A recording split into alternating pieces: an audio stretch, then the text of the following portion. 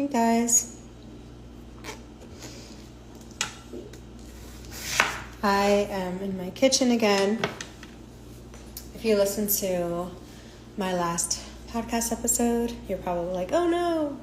But this time I have new headphones with noise cancellation. But if it gets like too loud and ridiculous, just tell me. I don't have to torture you. But I wanted to pop on just to live stream of consciousness. I didn't know there was this like No Kings protest thing going on today. And I'm just so struck by the symbolism, because all that I think about lately is basically the Jupiter-Saturn square. And Saturn is in Aries, Jupiter is in Cancer, and this Jupiter-Saturn square is exact tomorrow. So it was anticipated that this weekend would bring some kind of climaxes on the sociopolitical field, which is the domain of Jupiter and Saturn. So if you're an astrologer or an astrology enthusiast, you're not surprised at all by the events of this weekend and the events that have led up to this weekend. This is the time that it is on the clock of the world. But one of the most incredible things about astrology is how it plays out in real life. And No Kings is, my God, just such a Saturn in Aries mantra, if there ever was one. So Aries is the environment where the sun is exalted, and the sun can represent kings, kingdom. The sun represents rulership, royalty, and this kind of like central figure, centralized leadership. Not decentralized, centralized leadership. So Aries is really understood best when you think of it as the place where the sun is exalted, which means the sun is lifted up. The sun has extra power, extra responsibility. So leadership has extra power, extra responsibility. The self has extra power and responsibility. Consciousness itself, which is my kind of focal signification when it comes to the sun, has extra power and extra responsibility. So now Saturn is in fall here, which this is the exact opposite of exaltation. And I just released on Wednesday Liquid Tension, which is a 98-minute audio all about this Jupiter-Saturn square. Like all about this Jupiter-Saturn square from my lens, from my multidimensional world-building lens. And so Saturn's in fall, and it's the opposite of exaltation. So Saturn is the opposite of the sun. Saturn is exile. Saturn is outside of what's in the center. The sun is the center. Saturn's outside of the center. And Saturn falls here because, Saturn's domain is very wintry in nature. Cold, hard, dry. Not a lot of light. So when Saturn enters a place where the sun is exalted, it kind of falls into its own depression, its own hole in the ground. Saturn becomes humbled. So one way we could look at this is that leadership becomes humbled. And Saturn is, we think of it a lot as like structures. We think of it a lot as boundaries and limits. But really, Saturn is about moving beyond structure, beyond boundaries and limits. Saturn is very mystical in nature. It's about, it's the last visible planet of the solar system. So Saturn's focus isn't actually this domain, but a lot of the significations that we attribute to Saturn, like structure and boundaries and systems, are the things that we develop in response to Saturn. So like in response to how Saturn confronts us with our mortality, and with our kind of like the limitations of our incarnation. In response to that, we develop time, our sense of time, we develop boundaries, we develop infrastructure, all these things that kind of help us to increase or sustain some kind of longevity in life. Okay, so the point of all that is when Saturn enters Aries and it falls, it's really in a place where it's revealing how leadership is failing. It's revealing how systems are failing. It's not just revealing, but accelerating. You can think of Saturn and Aries as like hot, dry, fast, but like slow at the same time, you know, just this like grinding energy. And we can really see that at play right now. So if Aries is the place where kings are exalted, and Saturn is the furthest thing from kings, you know, Saturn is like not interested in kingship in that way, then we can really come to understand how when Saturn enters Aries, kings will fall. And the structures that support kings will fall. Saturn in Aries is literally like no kings. Kings cannot survive here. Kings cannot exist here in this environment. You know, Saturn's kind of like drying up, freezing up, the like maybe cooling down the fire. Let's talk about it that way. Like cooling down the fire that keeps the like really the egoic programming in play. So when I saw today that there was no kings everywhere, I was just like, wow, Saturn in Aries is so loud. And what's beautiful about it is that, you know, Saturn is in this square with Jupiter, and Jupiter's in Cancer. And Jupiter in Cancer is the people, and it's a place where the people's power becomes expanded. The people's power becomes augmented. So Cancer is ruled by the moon. The moon represents the people. And Jupiter, similar to the sun, has significations of the kingdom, how the like status quo functions.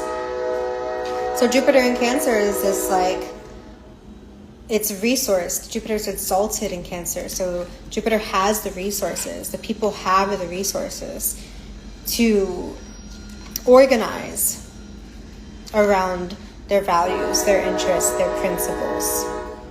And this is really like an important key way to understand Jupiter is organization, coherence, congruence. That's what Jupiter's interested in creating. So when we're seeing this no kings language, it's coming from the people, right? It's not coming from the structures or powers that be. It's coming from the people. The people are empowered to say no kings. And in their collection, that's another way to think about Jupiter in Cancer, collecting water, collecting resources. In the people collecting themselves and collecting together, there comes this like square to Saturn. It's like, yeah, no more of this. No more kings. No more hierarchical rulership. No more just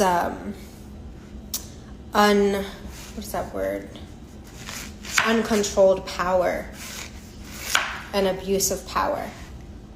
So this is a conversation that's happening right now across the globe, and it's been building up and building up and building up, and it's been building up over the years. Like really, it's been building up since 2020 in this specific iteration. That's when Jupiter and Saturn were conjunct in Aquarius. This specific layer of this conversation has been building up since 2020. And so now we're at a peak. Now we're at a climax of it. Squares our tension. It's like there's no way out but through. There's no way out but through. And just as much as empire is falling and ensuring that its survival, trying to ensure its survival through doubling down, through reinforcing itself, the people, Jupiter in Cancer, are also doubling up and reinforcing themselves. And this is an important part of the process. Because as I say all the time, until the people realize that they have power, nothing will change. Waiting for external structures to change before moving towards the new world, the next world, the new dream, is futile. You're waiting for external structures to change first, you're wasting your time. Because what needs to change is that the people remember their power. Because the people being put into this like amnesiatic sack of fluid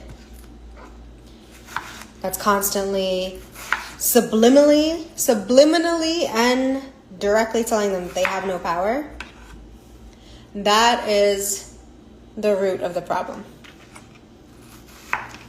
So when that illusion gets broken, when the people realize like, oh, together we do have power, together we do have choice, together we can create change, that's always when you see paradigms shift. That's always when you see empire move. And it moves very slowly, as all dying beasts do, but it does move. And we have to treat the inevitability of its death accordingly. We have to treat it as inevitable. It's this like preemptive, proactive resignation that kills movement faster than anything. And I want you to be thinking about this in terms of your personal life. This applies the same way. Your dream, your vision that you have for yourself, for your life, for the world. You don't wait for external reality to shift and provide that to you. You commit to it internally. This is the beautiful thing that Saturn in Aries is about, is becoming your own authority. And becoming your own authority is crucial. It's imperative to building any kind of world. You have to be your own authority. You have to be relentless. So saying no kings, this like Saturn in Aries, square Jupiter in Cancer mantra, is such a beautiful example of how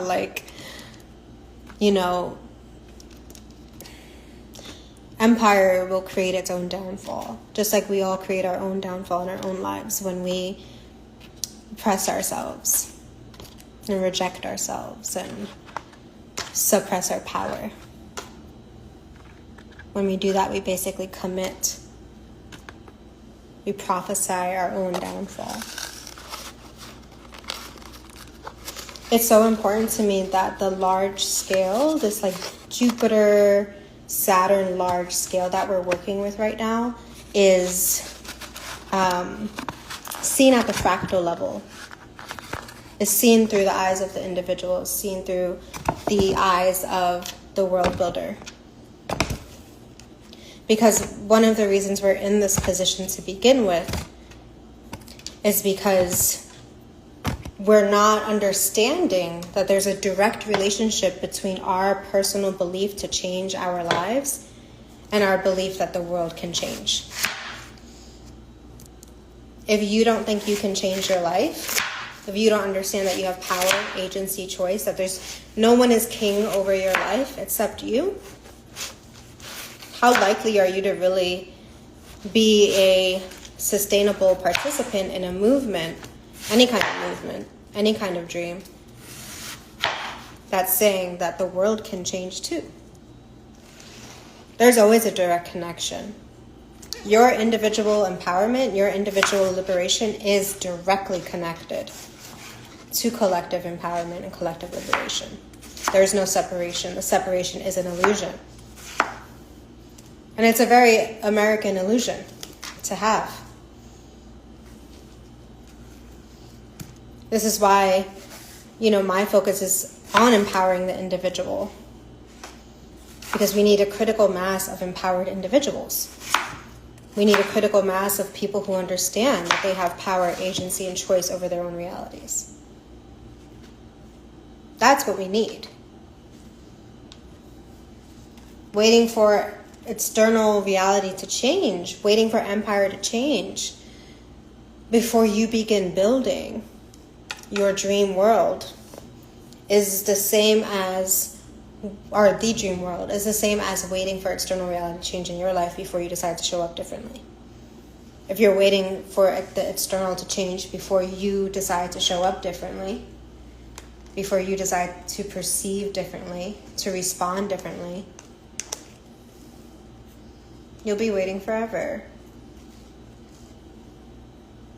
It just doesn't, it doesn't work like that, essentially. So I'm glad to see this, like, one of the many voices of the revolution being no kings. And that means that enough people since 2020 have come to an understanding that the king must be dismantled on the outside, right? And that's such a beautiful opening to the understanding the king must be dismantled within. You know, we hear this rhetoric too, like, kill the cop within. Well, you have to kill the king within too. You have to kill the ways that you've externalized your own authority. The way that you have externalized authority over your reality. Making your happiness or unhappiness dependent on the world. I truly believe that your sanity will not survive in the coming years if your happiness or unhappiness is dependent on the state of the world. It just won't. It just won't work. Now we can look at the world as king, right? And this is part of the conditioning, that the world is king, that what's going on in the world is king.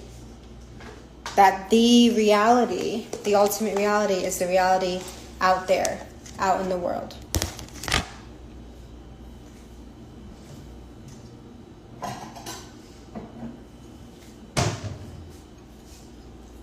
So letting your happiness or unhappiness be reliant on the external world is making the external world king.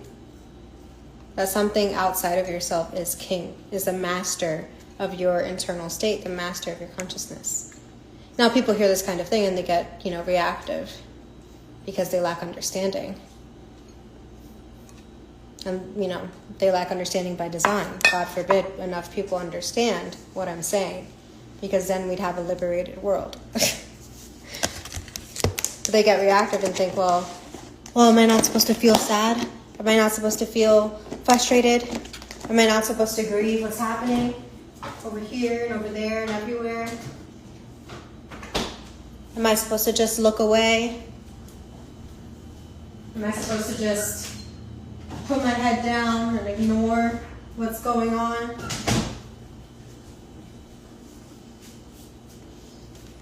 And to kind of extrapolate that from the idea of taking your consciousness and your power and authority away from the external world is really just sabotaging yourself. Because it doesn't mean that at all. It's like conflating spiritual maturity with emotional neglect. Saying that in order to be spiritually mature, I must be emotionally neglectful. No, you actually have to be more emotionally active.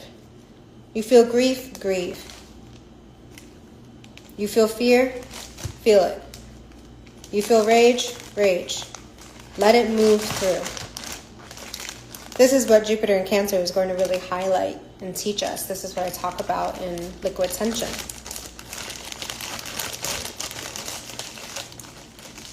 That emotional well-being is spiritual maturity. Emotional fluidity, emotional movement, the ability to move through emotion. This is Cancer. Cancer is a cardinal sign. It's about movement. It's ruled by the moon, fastest moving planet. Changes face every day. Moon is the emotions, the inner realm. This is Cancer's domain. While Jupiter's here, we're going to learn some big lessons about how our relationship to that inner domain, our relationship to our emotional fluidity, will make or break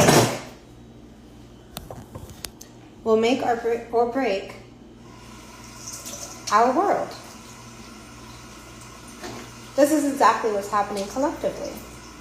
Do you think if there was emotional well-being and maturity in leaders across the world that we'd have any of these problems? Absolutely not.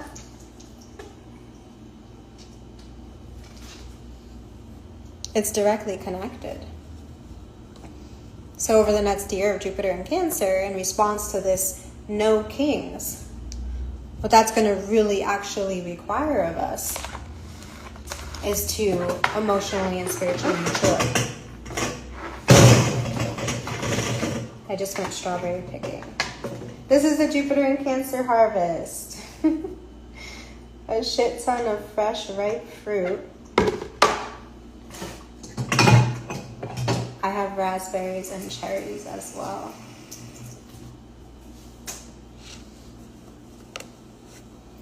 So if we want the world to heal and transform, it begins with healing and transforming within.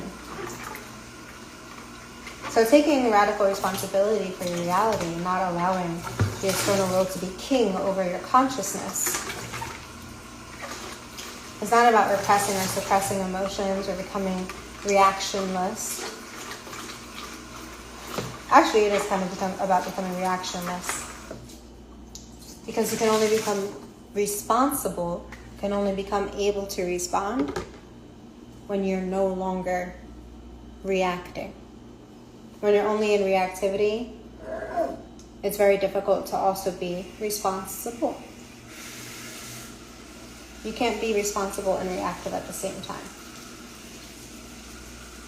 And this is a lesson of Jupiter in Cancer. And it's the key. It's the key to being able to move forward and be able to integrate this square on a personal level.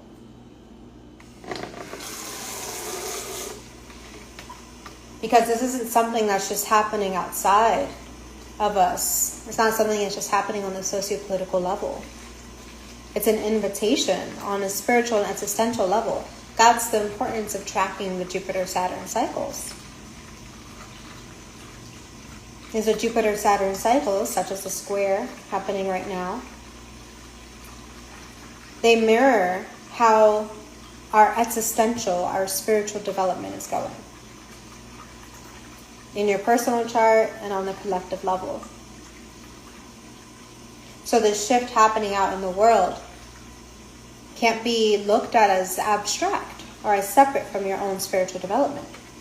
Is the outside world the king of your consciousness? Because if so, that king must die so that your consciousness can be liberated. And a liberated consciousness is a liberated heart, a liberated mind. And it comes from reconnecting to those emotions, to the feelings, to the sensory body, to a real lived experience. That's what Jupiter in Cancer is already teaching us. Just not even a week in, I think? Not even a week in. Okay, the powers that be contrasted against the lived experience and needs of the people. Where is that showing up in your own consciousness? That your external reality isn't in alignment with your actual lived experience, with your actual needs, with your actual desires. In my world-building frameworks, I teach about the moon as the beginning of any world-building sequence. The moon is the dream reality that you're longing to create. So when Jupiter is in Cancer, that dream reality that we're longing to create gets augmented, it gets amplified, magnified. Right? We're seeing the world that we really want in such vivid color because it's contrasted so starkly by Saturn and Aries. And the death of the world that is, and that was.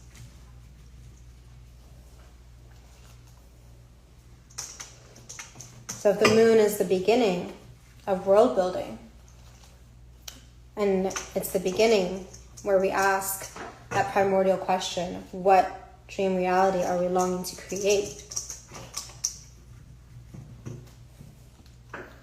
Then Jupiter in Cancer is the collective dream. It's when the collective starts asking that question for real. And the collective is being pressured to answer that question. Not just ask it, but answer it right now. That's what squares do. They create tension. Tension creates results. When is this going to change? When is that going to change? When the people get clear on what world they're committed to.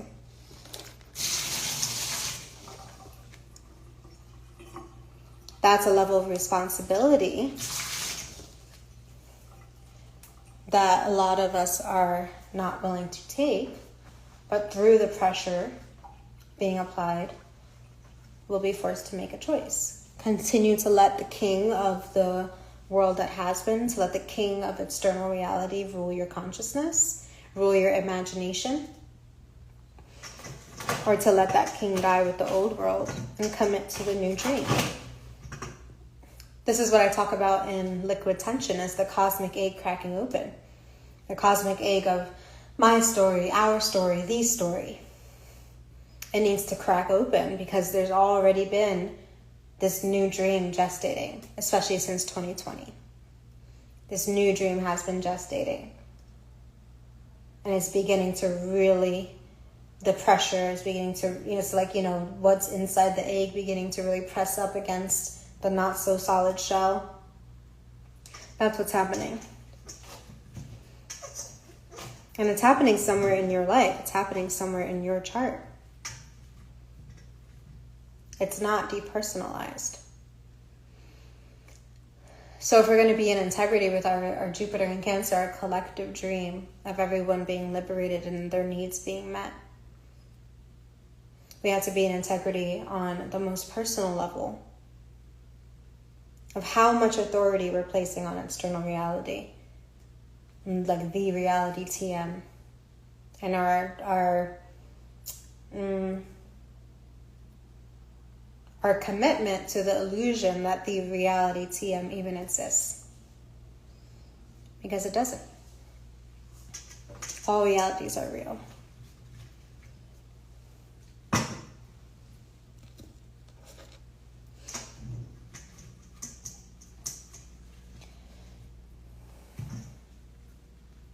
Are there any questions? I think there are only 3 of you here. Hello, welcome.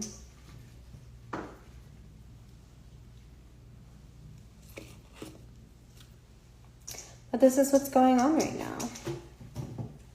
This is why I really wanted to get Liquid Tension out before this weekend. And it'll be available throughout the summer.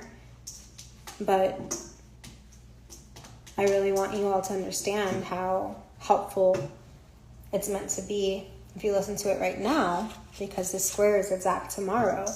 And you don't need to be walking out here fucking blindsided and dumbfounded and confused and scared and, not connected to any kind of bigger picture. You don't need to be out here like that. Like, what's the point of following astrologers like me? And the difference between me and other astrologers is that I'm going to translate this all for you in the language that you're here to understand, in the language that you're here to speak. By here, I mean like in my world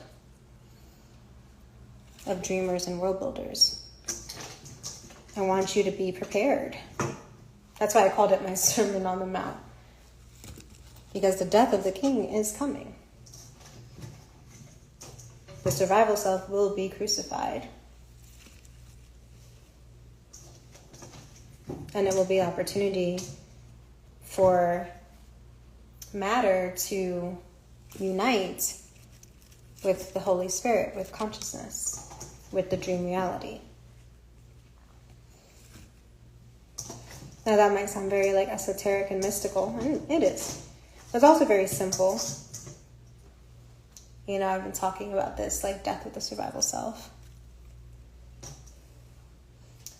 And this Liquid Tension has, for free, you can look at the entire outline of the talk.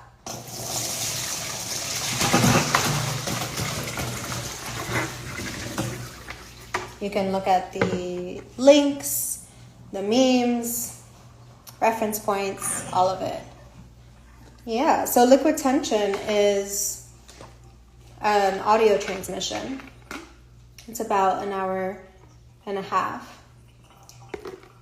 about this Jupiter-Saturn square, about this, you know, what the face of that we're seeing right now is no kings. About becoming your own spiritual authority,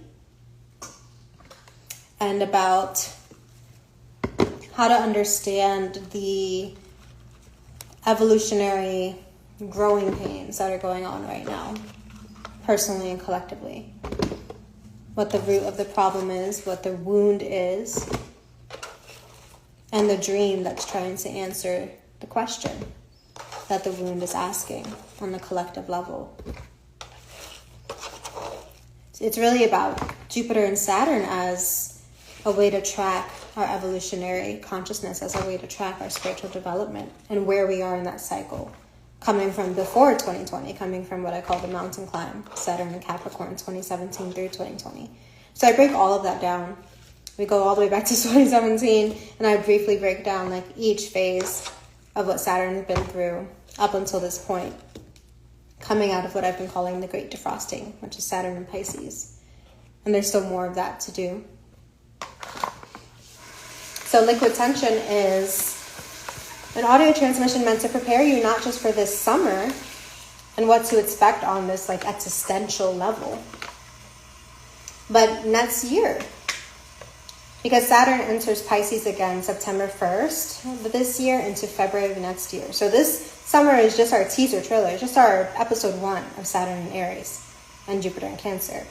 So next year we really get locked into Saturn and Aries. So I wanted to give y'all an easy way, just, you know, audio transmission you can listen to with the outline that takes you through each and every point and more, to understand where we are, why we're here, what's coming next, and how to best position yourself as a dreamer and a world builder on a multidimensional level. Because this spiritual problems require spiritual solutions. And what we're confronting are spiritual problems.